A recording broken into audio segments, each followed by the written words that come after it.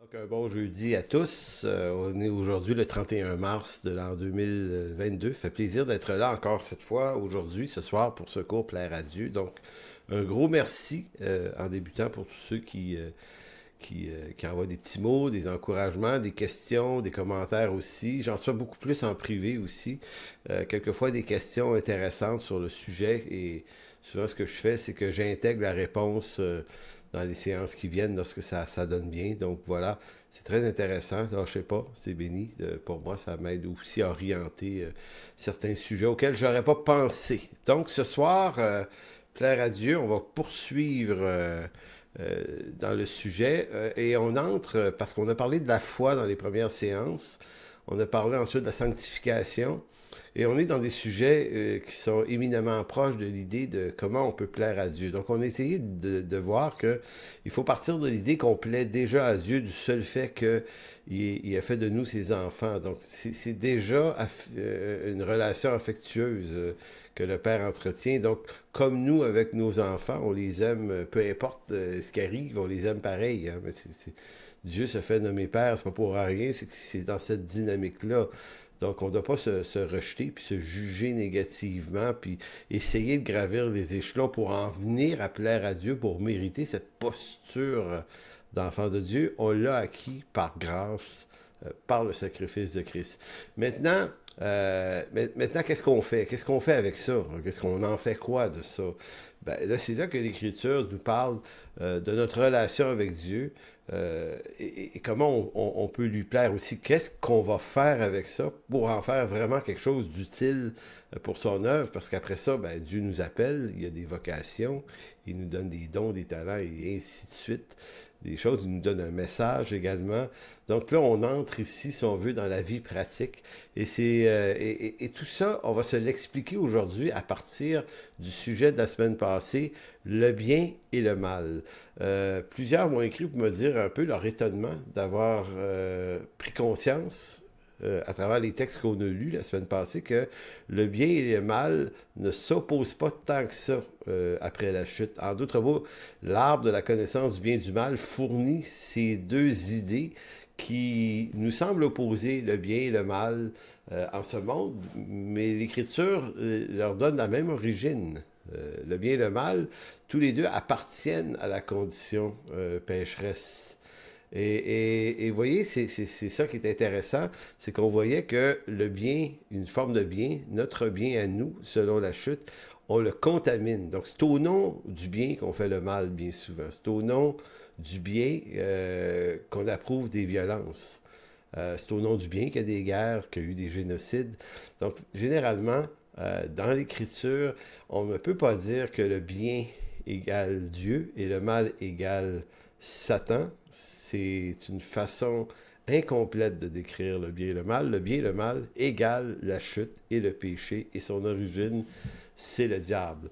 La question, c'est, existe-t-il un bien suprême, un bien autre, qui échappe à l'arbre de la connaissance du bien et du mal? J'appelle ça le bien suprême. Eh bien oui, c'est ce qu'il y avait avant la chute, et c'est ce que nous retrouverons à la fin de toute chose, à la consommation de toute chose, au retour de Jésus-Christ et notre entrée dans son royaume éternel. Eh bien là, on revient dans cette condition où on n'est plus dans un conflit bien-mal, mais on est tout simplement dans cette parfaite présence de Dieu. Maintenant, qu'est-ce qu'on peut en savoir de ce bien suprême? Maintenant, est-ce que ça veut dire qu'en ce moment, on peut rien comprendre de ça? Ben, évidemment, on va toujours le comprendre de façon limitée à cause de notre condition pécheresse qui contamine tout, mais néanmoins, Dieu nous conduit, lui, par sa parole, par sa volonté révélée dans l'Écriture, à marcher d'une manière digne de l'Évangile, d'une manière digne de lui, et c'est ça à quoi on est appelé. Maintenant, pour comprendre ça, il faut se dépouiller peut-être de certaines mauvaises compréhensions qu'on a parce que pour beaucoup, ben, devenir un bon chrétien, là, un bon chrétien, c'est de ne plus faire le mal. Et vous remarquez que quand on devient un très très bon chrétien, ce qu'on risque de faire avec cette bonté acquise, ces victoires acquises, ben, on finit par en faire une espèce d'élément de jugement contre le plus faible. L'Évangile nous conduit à protéger le plus faible, mais nous, on va avoir facilement la tendance à prendre ce bien qu'on acquiert et à en faire une arme contre l'autre.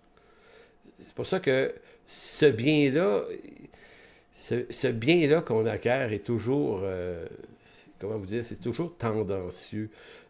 Le problème, c'est qu'on est pécheur et on contamine tout ce qui nous passe entre les mains.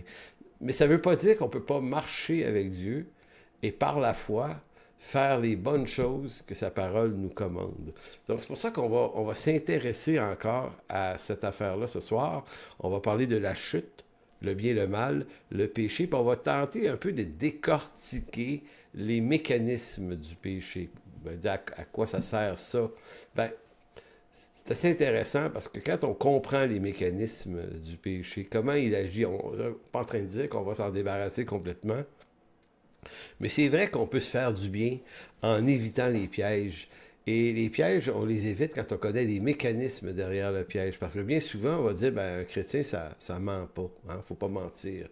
Mais pourquoi on ment? En fait, si on est capable de comprendre pourquoi on en vient à mentir et que c'est un réflexe facile, ou voler, frauder, des trucs comme ça, ben, si on est capable de comprendre les mécanismes en dessous, puis on est capable si on veut, d'analyser nos propres cœurs à la lumière de l'Écriture, ben, il se peut que par une certaine foi et une confiance en Dieu, on arrive à se déloger de certains des pièges et qu'on réalise qu'on n'a plus besoin de mentir ou de voler ou frauder parce qu'on est mis dans une condition, on est restauré à une condition de relation qui fait que ces réflexes-là, comme l'homme naturel s'en sert, l'homme spirituel, lui, n'en a juste plus besoin. Mais la grande question, le sait-il qu'il n'en a plus besoin? Ça, c'est pas toujours tout à fait évident.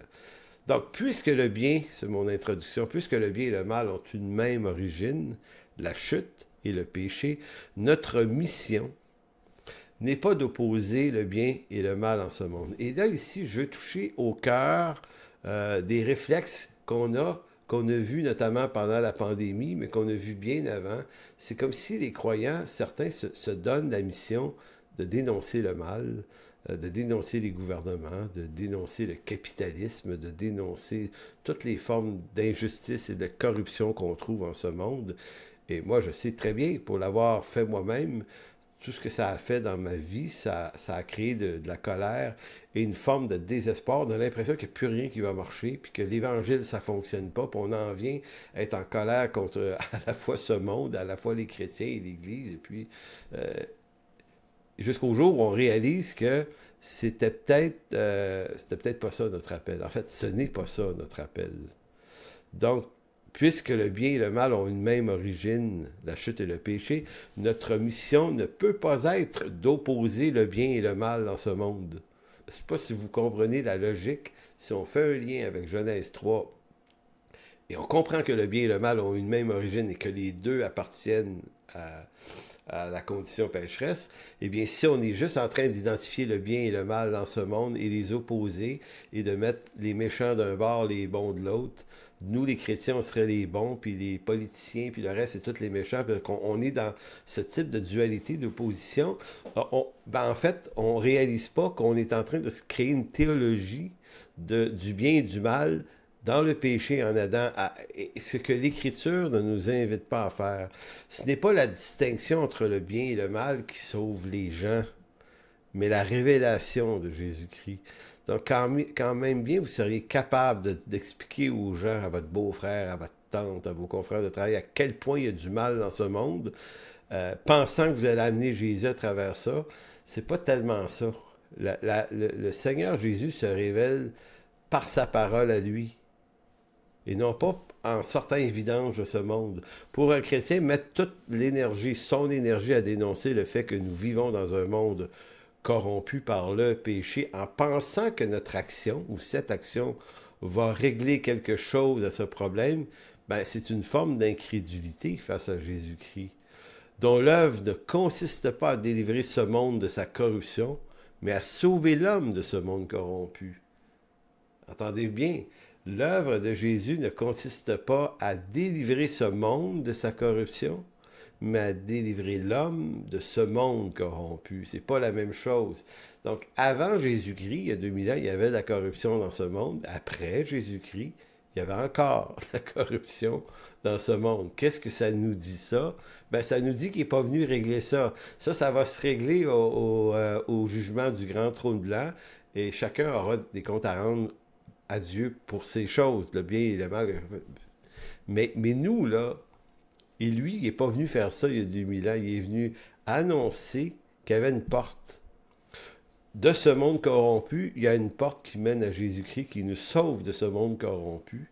Bien qu'on y reste pour peu de temps d'ici notre mort, ben, l'œuvre de Jésus-Christ, c'est ça. Donc le problème est que plus on s'attarde, par contre, à dénoncer le mal, politique et autres, ben, plus on est aspiré, je dirais, dans une espèce de spirale toxique de ces odeurs nauséabondes. Donc, le mal et la corruption de ce monde, c'est porteur d'odeurs putréfiantes. Donc, si on s'attarde à ça beaucoup, ben, on va entrer dans la dompe, en quelque sorte, puis on va refléter ces odeurs. Donc, c'est ce dont on va parler autour de soi. Hein? On rencontre nos familles ou à nos églises ou au travail, toujours en train de parler de ça. Et là, à un moment donné, qu'est-ce qui se produit? Ben, les gens s'éloignent. Hein?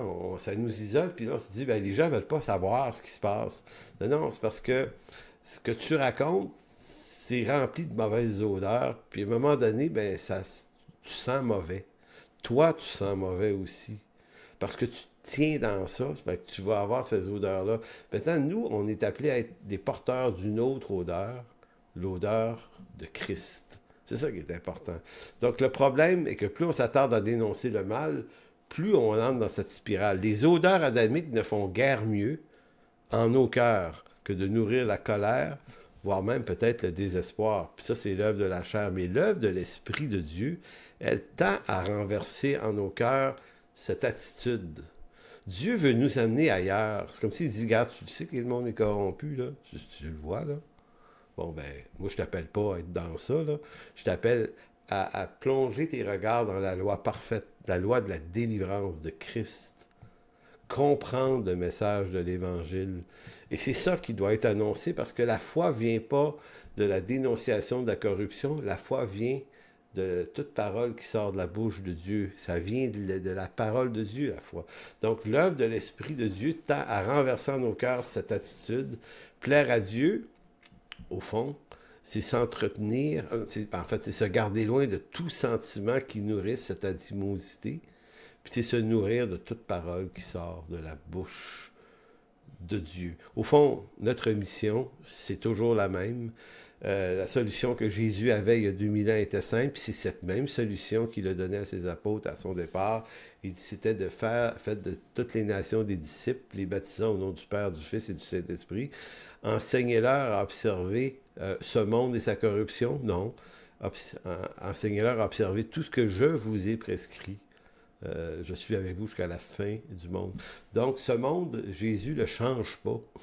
Bon, il y en a qui vont dire, ouais, il veut changer. Non, il ne veut pas changer le monde. Il l'aurait fait si c'était ça qu'il voulait faire. Maintenant, il veut changer nos cœurs, puis il veut changer un homme, une femme à la fois par la révélation de son évangile.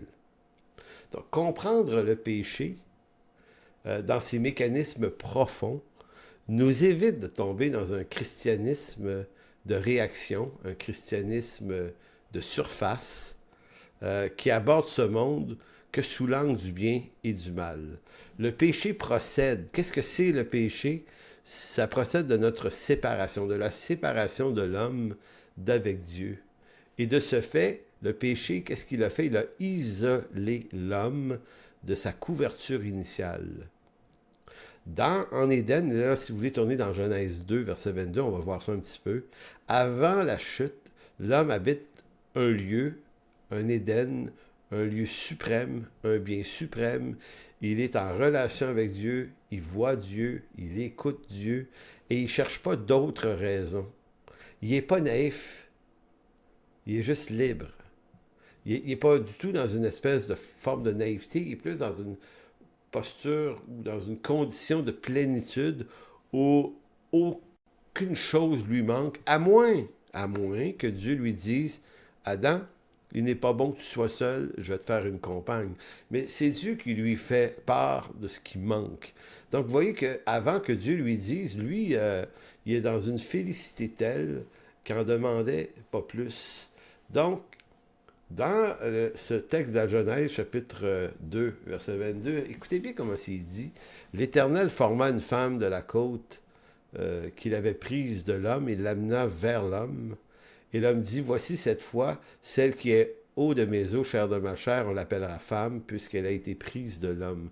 C'est pourquoi l'homme, et retenez le verset 24 notamment, l'homme quittera son père et sa mère et s'attachera à sa femme, ils deviendront une seule chair. Donc, premier commentaire ici, ça s'applique pas tout à fait en Genèse 2 parce qu'ils n'ont pas de parents.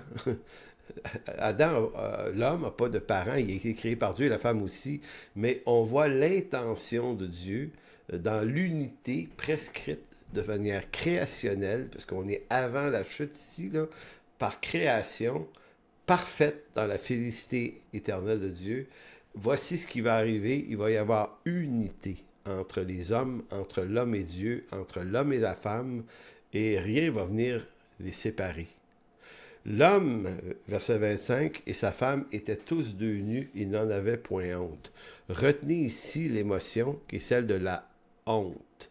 La honte, là, qu'est-ce que fait la honte dans nos vies? Quand on a honte, on cache. Quand on a honte, on se cache. C'est ce qu'on fait quand on a honte. Si on a honte d'une action qu'on a fait, ben, on garde ça secret. On n'en parle pas, c'est honteux. Donc ça, c'est l'émotion de honte. Maintenant, leur condition avant la chute, c'est qu'ils ne connaissent pas ce sentiment de honte. Pourquoi? Parce qu'ils n'ont rien à cacher. Ici, ça s'exprime par la nudité. Est-ce que c'était une nudité littérale ou certains pensent que c'est une figure de style? Ça n'a pas vraiment d'importance. C'est l'idée, la richesse derrière l'idée qui est importante de toute façon. Moi, je pense que c'est sans doute littéral, mais ils sont nus, mais ils ne sont pas centrés sur cette affaire-là. Ils sont centrés, les regards, sur Dieu. Bon, ce qui frappe dans ce texte, c'est que c'est l'harmonie relationnelle qui existe entre Dieu et l'homme. Entre l'homme et la femme. Donc, leur unité est parfaite. L'homme et la femme sont parfaitement un, ils sont une seule chair. L'institution du mariage ici, là, dans Genèse 2, 24, prend place avant la chute en tant qu'unité parfaite entre tout ce que Dieu a créé. Avant la chute, Adam est le bien, habite un bien suprême qu'il ne cherche pas à contourner ou à vérifier ou à analyser de manière autonome, selon une autre volonté que celle de Dieu. C'est ça, là, être restauré à la relation avec Dieu parfaitement, c'est que t'es tellement un avec lui que tu te poses pas d'autres questions. C'est pour ça que la chute, c'est l'homme qui se rend séparé ou autonome de Dieu. Donc, qu'est-ce que ce bien suprême? Ben, ce bien suprême, c'est l'absence de tout choix autonome de Dieu. Ce bien s'exprime également par que l'homme vit de toute parole qui sort de la bouche de Dieu.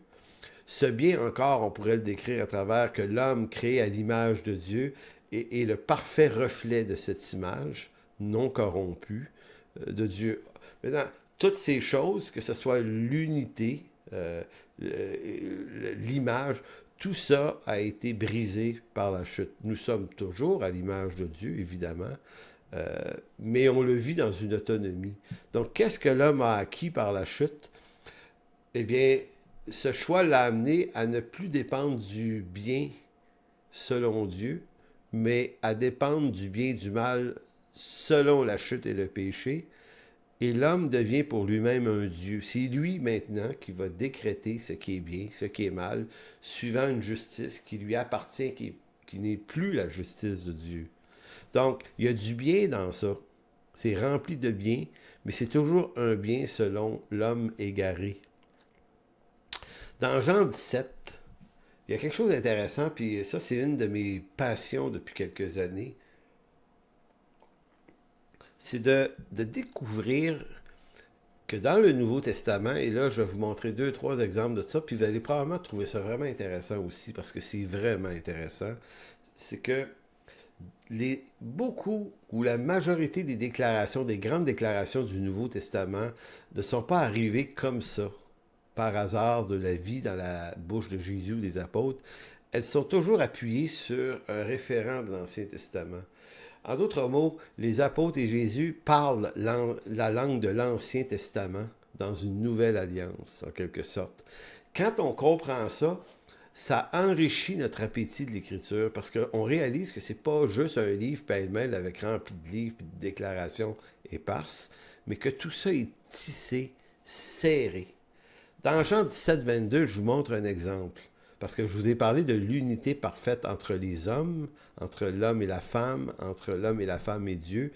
Ben regardez, Jésus va dire au verset 22 de Jean 17, « Je leur ai donné la gloire que tu m'as donnée. » Tu sais, gloire qu'ils ont perdue par la chute, là. « Je leur ai donné la gloire que tu m'as donnée, afin qu'ils soient un, comme nous sommes un. » Entendez-vous ici l'œuvre de Jésus-Christ dans sa prière et le retour à cette unité perdue? Si l'unité avait été brisée et l'homme était devenu autonome par l'œuvre du diable, eh bien par l'œuvre de Jésus-Christ, c'est l'autonomie qui est brisée pour le retour vers l'unité. Verset 23, « Moi en eux et toi en moi. » L'unité, elle ne peut pas être plus forte que ça. On est, Paul dit, une seule et même plante avec lui. Il dit, « Moi en eux et toi en moi. » Donc, on est en Dieu, hein? C'est Colossiens chapitre 3. On a été mis avec Christ en Dieu. C'est fort, là. Il dit, afin qu'ils soient un comme nous sommes un, moi en eux et toi en moi, afin qu'ils soient parfaitement un, que le monde connaisse que tu m'as envoyé, que tu m'as aimé, et ainsi de suite. Cette prière de Jean 17 est une allusion, une prière à l'inauguration de l'unité perdue qui est retrouvée par l'œuvre de Jésus-Christ. Donc, on n'est pas juste des gens tolérés par Dieu, on est littéralement aimés, sauvés et voulus de lui, et pas seulement pour rester comme en périphérie de Dieu, mais pour être une habitation de Dieu en esprit. Donc, il faut comprendre l'œuvre de rédemption en Jésus-Christ comme une réparation parfaite de l'acte de la chute et du péché en Genèse 3. Maintenant, on n'a pas l'impression de ressentir ça, on se connaît encore pécheur, évidemment. Maintenant, on est dans le déjà, c'est déjà accompli, mais on est dans le pas encore, c'est-à-dire, on n'est pas dans la plénitude, celle qu'Adam connaissait, mais nous connaîtrons éventuellement cette plénitude. Un autre lien typologique intéressant, c'est aller dans Éphésiens chapitre 5. Je vous ai fait remarquer que au verset 24, il a été écrit « L'homme quittera son père et sa mère et s'attachera à sa femme, ils deviendront une seule chair. » Genèse 2, 24. Ben, le mariage et la femme en Éphésiens 5, Paul reprend l'idée, devient pour l'apôtre Paul l'image de la restauration de l'unité perdue entre Dieu et l'homme de Genèse 3. Si Jésus a fait une allusion en Jean 17, Paul en fait une en Éphésiens 5. Il va dire, verset 25, « Marie, aimez vos femmes comme Christ a aimé l'Église et s'est livré lui-même pour elle afin de la sanctifier par la parole après l'avoir purifiée par le baptême d'eau, afin, écoutez bien la prochaine déclaration, de la faire paraître devant lui, cette Église, glorieuse, sans tache, ni ride, ni rien de semblable, mais sainte et irrépréhensible. » Entendez-vous que l'apôtre Paul est en train de parler d'une restauration d'avant la chute? Il la ramène, son Église, son épouse, dans cette condition. Et on comprend pourquoi Genèse 2, 24 fait cette mention de l'homme et la femme deviennent une seule chair. Parce que c'est dit avant la chute, hein? C'est dit avant la chute, cette déclaration-là. Et là, Paul la reprend ici, dans la chute, parce qu'en Genèse, en Éphésiens, Paul, on est ici dans la connaissance du bien et du mal, dans la chute, mais Paul est en train de dire, Dieu, là, en Jésus-Christ, va nous faire paraître, nous les croyants, les saints et l'Église, sans tache, sans ride, rien de semblable, mais sainte et irrépréhensible devant Dieu. Et là, au verset 31 de Éphésiens 5, il va dire, c'est pourquoi l'homme quittera son père et sa mère et s'attachera à sa femme et les deux deviendront une seule chair. Donc, Paul ne fait pas juste que décrire le mariage depuis son institution dans Genèse 2, 24. Parce que cette unité parfaite de Genèse 2, 24 avait été brisée par Genèse 3. L'unité entre l'homme et la femme, on connaît la quantité de divorces et de tensions et de violences qu'il peut y avoir là, on voit bien que ça a été affecté, ça, par la chute. Hein? C'est évident. Beaucoup l'ont vécu. Vous m'entendez, vous avez probablement vécu ça. Donc, vous dites, pourquoi en tant que chrétien, ça n'a pas marché? Parce que là, on se dit, OK, pour les incroyants, on comprend qu'ils n'ont pas Dieu, ça ne marchera pas. Puis dit, nous, on a le Seigneur, puis malgré ça, certains de nos mariages n'ont pas réussi à soutenir ça, n'ont pas réussi à vivre le succès que Paul prétend. En fait, Paul, lorsqu'il dit, c'est pourquoi l'homme quittera son père et sa mère, s'attachera à sa femme, et les deux deviendront une seule chair en Éphésiens 5, 31. Évidemment, c'est l'espoir que ça fonctionne dans nos vraies vies de tous les jours, mais verset 32, il ajoute, ce mystère est grand. Lequel? Ben, celui de l'homme qui quittera son père, s'attachera à sa femme, ce sera une seule chair. Il dit, ce mystère est grand. Il dit, je dis cela en rapport à Christ et l'Église. Donc, l'apôtre Paul prend le temps de nous expliquer qu'il sait que c'est pas évident dans la vraie vie ici. Mais dis-moi, là, je vous fais cette déclaration-là de Genèse 2, 24. Je vous la fais dans son rapport à Christ et à l'Église. Donc, peut-être qu'on va avoir échoué ici-bas dans ce monde, mais Christ et l'Église, dans la présence de Dieu, ça n'échouera pas. Donc, Genèse 2, 24 est directement lié à la restauration de toutes choses. Ici, ce qu'on voit, ce que Paul essaie de nous dire, c'est l'unité perdue entre la femme et l'homme et entre le couple et Dieu va connaître une parfaite unité, une complète restauration dans la présence de Dieu. Éphésiens 5, 25 à 32 le dit. Donc, étant en parfaite unité avec Dieu, et là, écoutez, la honte est apparue après la chute, mais elle n'est pas avant la chute. Donc, là, je vais parler de la nudité, parce que le verset 25 de Genèse 2, 25 disait, ils étaient tous les deux nus, mais ils n'en avaient point honte. Donc, la nudité avant la chute ne cause aucun malaise, ni aucune peur. Du fait que l'homme et la femme, en fait, sont pas centrés sur eux-mêmes avant la chute, mais sur Dieu qu'ils adorent comme leur créateur. Étant sans péché, ils n'ont rien à cacher. Donc, après la chute, cependant, étant maintenant séparés de Dieu, aveugles de sa présence, n'étant plus sous la couverture de Dieu, ils n'ont plus qu'eux-mêmes à regarder, mais dans une image déconstruite, brisée. Ici, là, l'accusation, le mensonge, la corruption entrent exactement ici. Et là, ils n'en avaient point honte avant. Maintenant, ils en ont honte.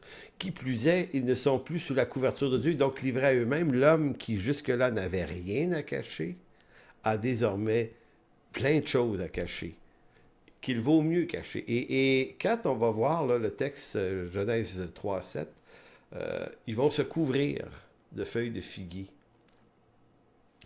Ce qui montre que il faut cacher quelque chose. Et Dieu va accepter qu'ils aient une couverture, mais pas celle qu'ils se sont fabriquées eux-mêmes.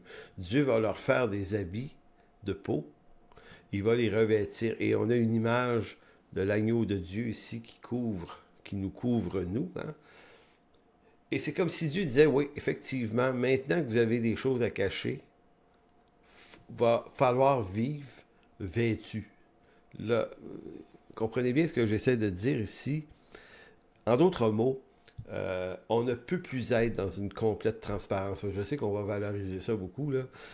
On peut avoir une certaine transparence de nos caractères, de nos cœurs, hein, mais en même temps, il est sain de ne pas tout dire, ce qui se passe dans nos cœurs, dans nos têtes. Vous ne voudriez pas qu'une personne vienne habiter votre cœur une seule journée, puis voit tout ce qui se passe dans vos pensées, toutes les convoitises, les haines, les violences qu'ils peuvent avoir là, les appétits, les addictions, tout ça, là.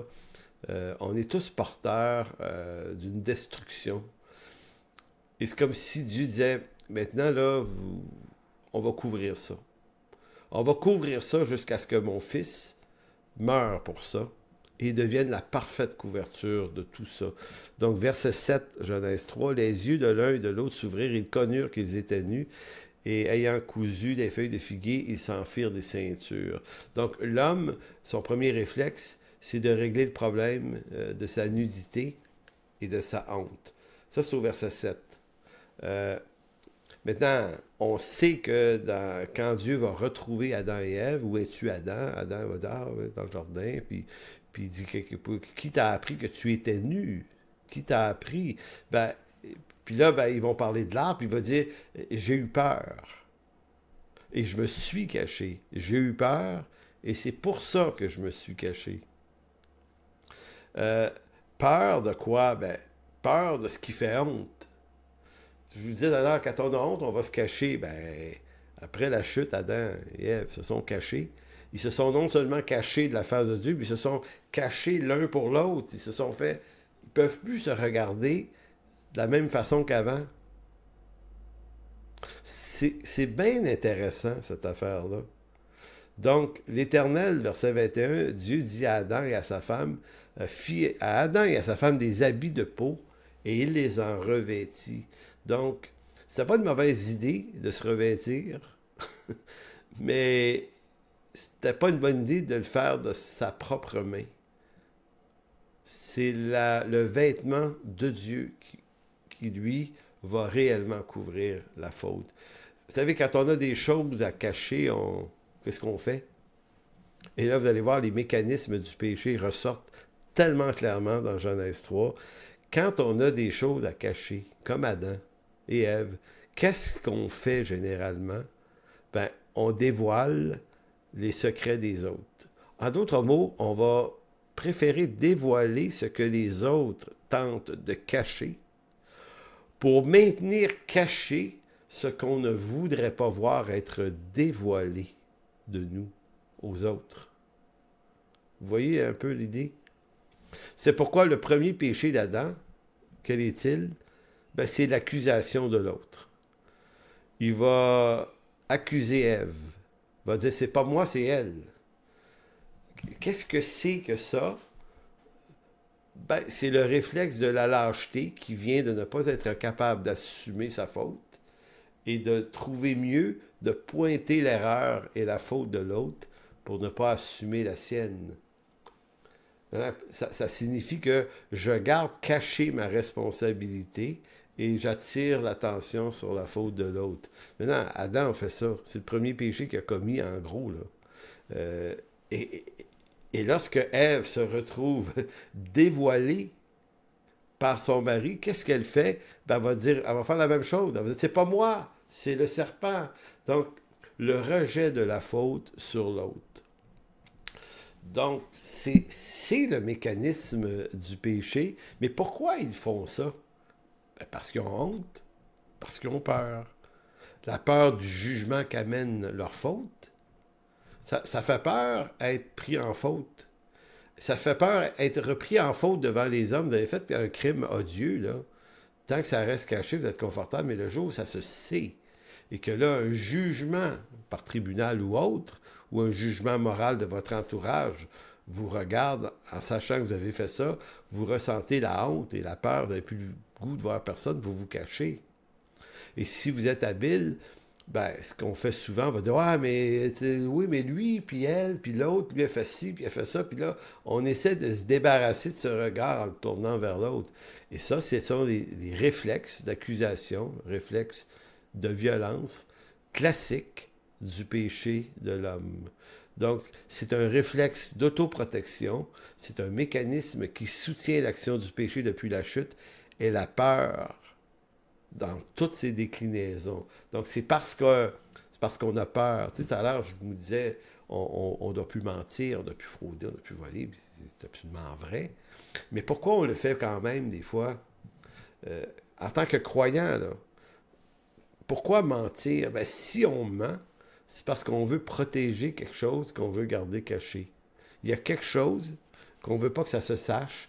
Donc, le mensonge devient le vêtement dont on se couvre. Et si on tombe dans la spirale du mensonge, ben, il n'y a rien comme un autre mensonge pour cacher le premier, et puis on peut rentrer dans une spirale terrible.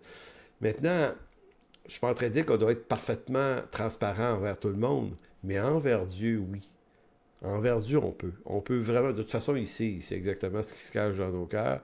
En Jésus-Christ, là, on peut lui confesser toute chose, tout ce que de plus honteux, et se débarrasser devant lui de cette honte, et d'être capable maintenant d'avoir un certain degré d'authenticité avec Dieu, et d'être capable d'apprendre à dire la vérité. Maintenant, pas mentir, dire la vérité, ça ne veut pas dire, là je suis pas en train de dire les 4 vérités aux autres. Pour moi, ça c'est trop facile. C'est toujours ce qu'on porte en soi, la vérité sur soi-même. Soyons d'abord vrais soi-même devant Dieu, et soyons vrais devant les gens, et oubliez ça, là, dire les 4 vérités aux gens. Vous n'avez pas reçu ce mandat-là. Fait que c'est pas ça. Ou dire la vérité au sujet des gouvernements. Donc, dévoiler, hein, cette attitude-là que j'ai vue pendant les 2 dernières années, je voyais tellement bien le mécanisme de l'auto-justification du bien et du mal en je pointe les péchés de la société, les dérapages administratifs de nos gouvernements, leurs mauvaises décisions. Et là, on est capable d'en trouver. Là. J'ai vu des gens là, 3, 4 fois par jour, à chaque fois qu'un premier ministre dit un petit truc ou un gros truc complètement idiot, là, on pointe vers lui. Qu'est-ce que c'est ça, cette tendance à toujours pointer la faute de l'autre? Ben, c'est qu'on est en train de cacher. C'est ça qu'on fait. Donc, c'est la même chose pour le vol. La fraude, l'argent au noir, les affaires pas claires. J'ai connu des croyants qui faisaient ça, puis à un moment donné, bon, je me suis fini par me dire, mais pourquoi ils font ça? Ben, la peur, c'est quoi la peur? Ben, c'est la peur d'en manquer, c'est l'insécurité financière et matérielle, mais qu'est-ce que ça exprime? Et si c'est votre cas, je vous accuse pas d'être des voleurs et des fraudeurs, je suis juste en train de vous dire, si vous faites ça, vous devriez vous donner, ça devrait vous donner le message que vous ne faites pas confiance à Dieu. Donc, être en communion avec Dieu, c'est développer un espace de confiance qui fait que j'ai plus besoin de mentir, mais je n'ai plus besoin de voler non plus. Je peux me satisfaire de ce que Dieu donne parce qu'il a promis qu'il allait s'occuper de moi, puis il allait pourvoir à mes besoins selon la richesse de sa grâce en Jésus-Christ. Maintenant, je sais que ça a l'air d'une déclaration, d'un concept, mais il va falloir que je l'essaie et que je goûte aux provisions de Dieu. Maintenant, tant que je me fais des petites provisions cachées, secrètes, encore là, je cache. Hein? Je veux pas que ça se sache. Donc, le péché, c'est toujours la même chose. C'est je réponds à mes peurs en posant des actes qui nourrissent une honte que je cache. Et j'agis dans ça. C'est la même chose pour la violence. Moi, je me souviens d'une discussion que j'avais eue avec un gars qui avait été bien violent vers sa conversion, et puis qui est devenu un homme très doux après, puis qui me disait, il dit, ma violence avant, là, il dit, moi, je cognais en premier. Comme ça, je me faisais respecter en partant. Mais il dit, au fond de moi, qu'est-ce qu'il y avait? Il y avait un petit gars qui a peur. Fait qu'un petit gars qui a peur, il se fait des muscles, puis il veut impressionner, attirer l'attention, mais par une violence plus grande que celle qu'il a peur de subir. J'avais trouvé ça bien intéressant, mais encore là, c'était la peur qui était le mécanisme de la violence. Même chose, le harcèlement des jeunes ou même des grands qui ridiculisent les autres. Les humoristes font ça, là, ils exploitent ça à tour de bras, là. Mike Ward et d'autres, là. Ridiculiser les autres.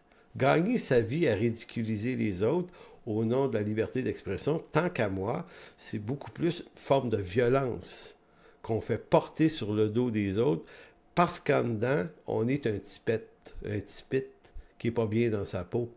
Parce qu'une personne qui est vraiment libre, qui est dégagée, a absolument pas besoin de ridiculiser les autres.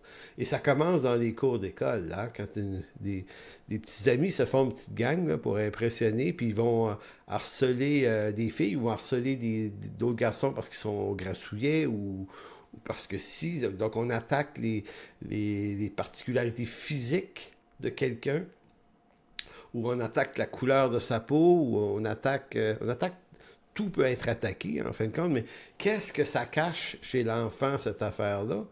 Ben, ça cache sa petite estime de lui, hein? Sa faible estime de lui, qu'il veut nourrir et grossir par se montrer plus gros qu'il est, plus épeurant, plus attractif, en ridiculisant tout ce qui tourne autour de lui. Donc c'est toujours des mécanismes d'insécurité, de peur, dont le péché se sert pour nous faire agir. Maintenant, même dans nos milieux chrétiens, là, le désir qu'on peut avoir de tout contrôler autour de soi, euh, dans une église, au travail, dans sa famille, le contrôle, c'est l'exercice de mon insécurité mis en règle. Je mets des règles pour tout contrôler.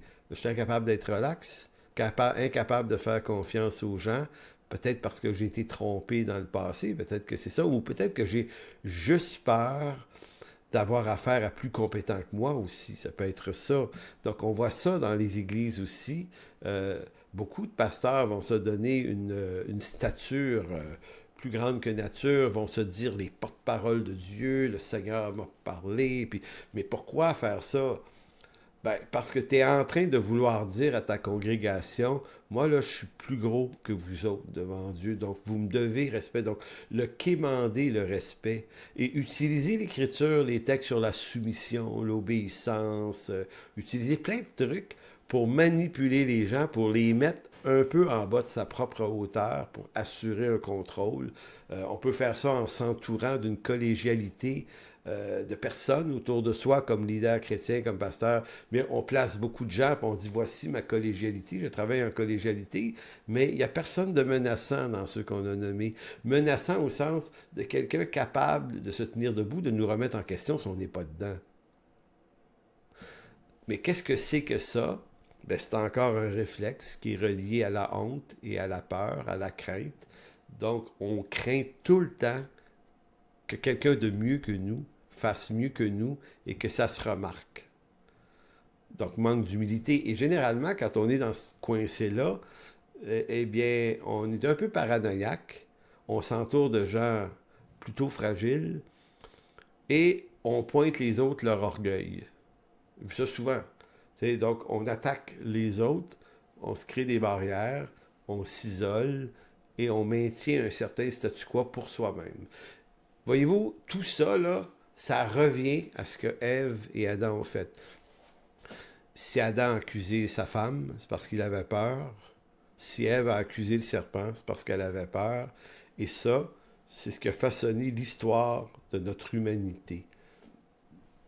Maintenant, l'œuvre du salut, si l'œuvre du péché, c'est la peur, ben, l'œuvre du salut, c'est la délivrance de cette peur. Sans perfection. On est toujours en train de dire qu'on va connaître cette plénitude de liberté un jour, mais pour le moment, on peut entrer dans l'expérience de cette nouvelle liberté. Et quand je vous dis que le Nouveau Testament écrit à partir de données de l'Ancien Testament, bien, quand on lit Romains 8,15, écoutez bien ce que Paul dit, c'est très riche. Si on le comprend dans la perspective de l'Ancien Testament, il dit « Et vous, chrétiens, là, vous n'avez point reçu un esprit de servitude pour être encore dans la crainte. » Quelle crainte? Paul, il fait référence à quelle peur? Selon moi, c'est la peur de Adam dans Genèse 3. J'ai eu peur. Je me suis caché. Paul dit, mais maintenant, vous êtes délivrés de cette servitude. Vous n'avez plus besoin encore de vivre dans la crainte, mais il dit, mais vous avez reçu un esprit d'adoption par lequel nous crions Abba, Père. Moi, là, je vais vous dire ce que j'entends maintenant quand je dis ça. J'entends Paul dire, vous êtes redevenus, vous êtes restaurés dans la perspective de Adam, qui avait Dieu pour père. Le Abba Père, ici, c'est un Abba Père, l'expression de l'affection d'un enfant pour son père. Abba Père, tu sais, c'est comme, je t'aime, Père. Paul dit, vous avez été restaurés à ça. Donc, vous n'avez plus à avoir peur. peur de tout, peur de Dieu. Il y a une crainte de Dieu qui existe quand même, on appelle la crainte de l'Éternel, c'est-à-dire le respect, la révérence pour Dieu. Oui, et Adam avait sans doute ça avant la chute, mais la peur du jugement, la peur du rejet, la peur de ce qu'on cache. On cache rien à Dieu, il voit tout, de toute façon. Donc, délivré par adoption de tous les effets de la chute. Et on peut commencer, frères et sœurs, à expérimenter ça dans cette vie ici-bas. Donc, l'essentiel ici est que le vêtement qui leur a été donné, on revient à Genèse 3, là, tout à l'heure, Dieu les a revêtus d'habits de peau. L'essentiel est que le vêtement qui leur fut donné après la chute apparaît comme le symbole d'une nouvelle couverture de justice qui devient symbole du salut. Être sauvé, c'est d'être à nouveau revêtu de la justice de Dieu, donc être à nouveau remis dans la condition d'avant la chute, c'est-à-dire en sécurité. C'est pas pour rien que Paul va parler dans sa deuxième lettre aux Corinthiens, le verset 5 et... 2 Corinthiens 5, 1 à 3, il va dire « Nous savons en effet que si cette tente dans laquelle où nous habitons sur la terre est détruite, nous avons dans le ciel un édifice qui est l'ouvrage de Dieu, une demeure éternelle qui n'a pas été faite de main d'homme. Ainsi, et là, on voit encore ici, Adam s'était fait un vêtement fait de main d'homme, mais il a reçu un vêtement fait de la main de Dieu. Ben, il dit, ainsi, verset 2, nous gémissons dans cette tente, désirant revêtir notre domicile céleste, si du moins nous sommes trouvés vêtus et non pas nus. Donc, en Jésus-Christ, nous sommes délivrés de la condition de nudité de Adam et Ève. On est revêtu par le Christ lui-même qui devient notre habit. Et comme je disais, l'habit de peau que Adam et Ève ont reçu est un type du sacrifice. Il y avait un animal dans cette peau-là avant, et cet animal-là, par expiation, est mort pour le péché d'Adam. Et on était déjà en train d'inaugurer aussi loin que ça dans la Bible toute l'image des sacrifices qui allaient suivre par la suite dans l'Alliance mosaïque. On allait littéralement instituer ça comme étant religion d'État en Israël. Et Christ allait être la finalité de ce sacrifice, lui, l'agneau de Dieu, dont l'habit de peau nous couvre pour l'éternité. En Galates chapitre 3, verset 26, Paul va ajouter « Car vous êtes tous fils de Dieu par la foi en Jésus-Christ, vous tous qui avez été baptisés, vous avez revêtu Christ. » C'est intéressant, hein? Donc, l'habit de peau était un symbole de Jésus-Christ. L'expression de l'apôtre est un écho à la condition d'Adam qui était l'image de l'homme sans la couverture de justice, mais qui en Jésus-Christ la retrouve parfaitement. Donc, qu'est-ce que le péché dans sa forme la plus primitive? Tu sais, parce qu'on peut parler de vol, de mensonge, ça, ce sont des actions pécheresses, mais le péché, là, dans sa forme, là, dans son caractère profond, ben, c'est l'acte par lequel l'homme se fabrique une justice propre à lui pour couvrir sa nudité et sa peur. Et c'est ce qu'on fait tous les jours en essayant de se montrer meilleur qu'on est, puis en se bâtissant la meilleure personnalité possible. Donc, l'homme ne fait, à toute fin pratique, que ça. Qu'est-ce que la rédemption dans sa forme la plus riche? Ben, c'est l'acte par lequel Dieu lui-même nous fabrique des habits de peau comme vêtements qui ne sont pas faits de main d'homme, mais offerts par Dieu à l'homme. Qu'est-ce que le péché dans sa forme la plus subtile et la plus pernicieuse? C'est l'effort de l'homme qui se construit une justice à partir de ses œuvres et ses réussites en pensant que Dieu y prendra plaisir. Et on le voit là, plus une personne est insécure, les réflexes de l'insécurité, là, juste deux comme ça, quand on se sent obligé de donner son CV, tu sais, on rencontre quelqu'un de même, puis on commence à y raconter tout ce qu'on a fait de bon dans la vie, nos réussites et nos projets, et plein, j'ai fait ci, j'ai fait ça, j'ai fait ci, j'ai fait ça. Qu'est-ce que ça dit? Ben, ça dit qu'on a affaire à quelqu'un qui se sent nu, qui a besoin de se valoriser. Donc ça, c'est la chose n'est pas un péché en elle-même, mais elle révèle en quelque sorte l'inconfort de la personne qui nous le dit. Une personne sécure a pas besoin d'exposer tout ça. Ça veut pas dire qu'elle pourra pas éventuellement expliquer qu'elle a fait ceci, cela, c'est pas... mais pas de façon maladive. L'autre affaire qu'on peut voir sur le péché, c'est qu'une personne qui pointe facilement les péchés des autres, qui nomme des choses, qui est dans l'accusation facilement de l'autre, est une personne qui montre ce qui habite en elle. En d'autres mots, ce qu'on perçoit chez les autres, c'est ce qu'on porte en soi. C'est pour ça qu'on discerne si facilement chez les autres. Pourquoi Adam est capable d'accuser Ève? Ben, c'est parce qu'il a fait la même chose. Il porte ça en lui, donc il voit chez l'autre. Donc, un menteur reconnaît un menteur, puis un manipulateur sent la manipulation à 100 km à la ronde aussi. Mais dans l'expression et le besoin de le dire, lui, il est comme ça, puis elle est comme ça, puis d'être toujours dans ça, ce qu'on fait, c'est qu'on est en train de détourner les lumières de soi, puis on les tourne vers les autres, parce qu'on est en train de dire, ben moi, je préfère rester caché dans ma honte.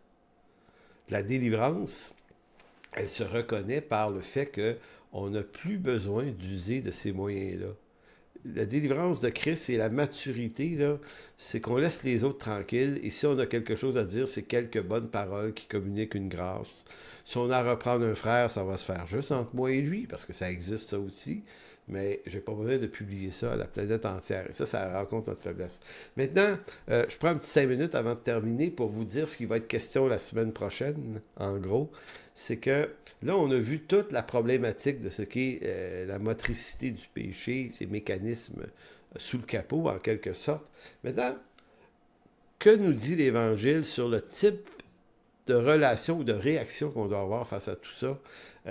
On va voir Romains 12, on va voir Matthieu 5, plusieurs autres passages, Colossiens 3, Éphésiens 4, Galates 5, la semaine prochaine. Puis on va explorer la question et j'ai appelé ça « Rechercher la paix avec tous ». On est appelé à rechercher la paix avec tous. En d'autres mots, dans le message de l'Évangile et dans le message des apôtres, la vengeance qui procède de notre justice propre, notre accusation, doit être arrêtée. La solution de Jésus et des apôtres est simple. Puisque nous vivons dans un monde contaminé par l'injustice et la corruption, et puisque qu'on est nous-mêmes des hommes et des femmes d'injustice et corrompus jusqu'à la moelle, et puisque tout ça, c'est pas ce que Dieu est venu empêcher, ben, il faut faire au moins 2 choses. En d'autres mots, je reviens à ce que j'ai dit. Avant Jésus, il y a de la corruption. Après, il y en a encore. Donc, son salut et sa rédemption sont en vue de nous faire vivre en ce moment, oui, une certaine richesse par son esprit, des choses qui nous sont données par Christ, mais c'est beaucoup plus en vue de notre éternité. Donc, il y a 2-3 choses que Jésus et les apôtres vont nous dire de faire, c'est face au mal, c'est de s'en éloigner le plus possible et de ne point rendre le mal pour le mal à personne.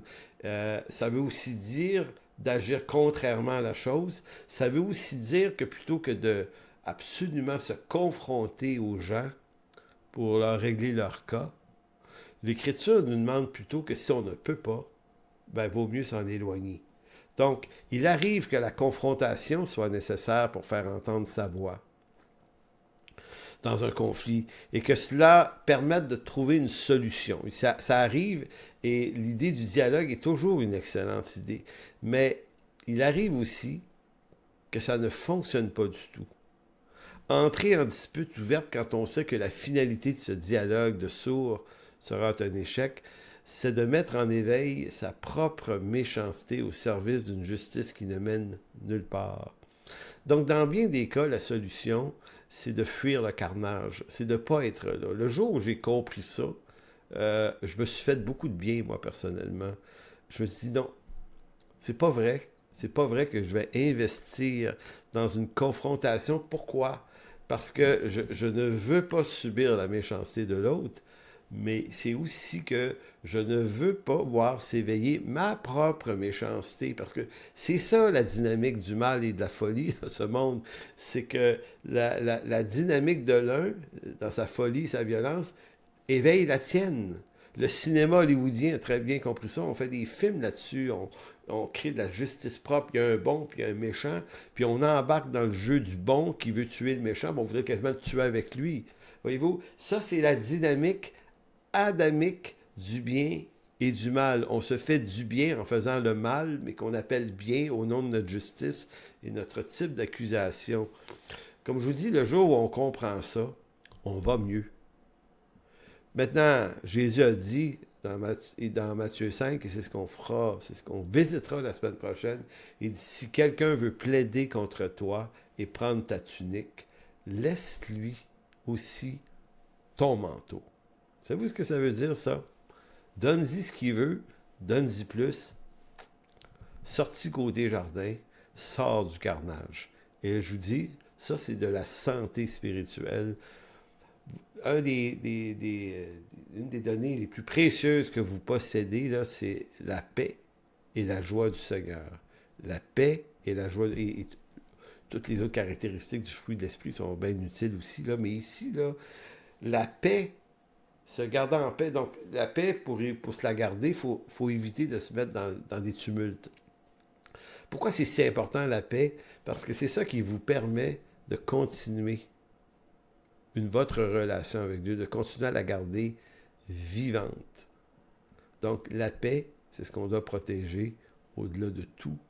Donc, je vous laisse là-dessus, en vous remerciant et en vous demandant de continuer à prier pour ce cours. On va se revoir la semaine prochaine et on va voir tous ces textes qui agitent, qui attirent notre attention vers une nouvelle attitude, celle voulue par Jésus-Christ. Bye bye tout le monde.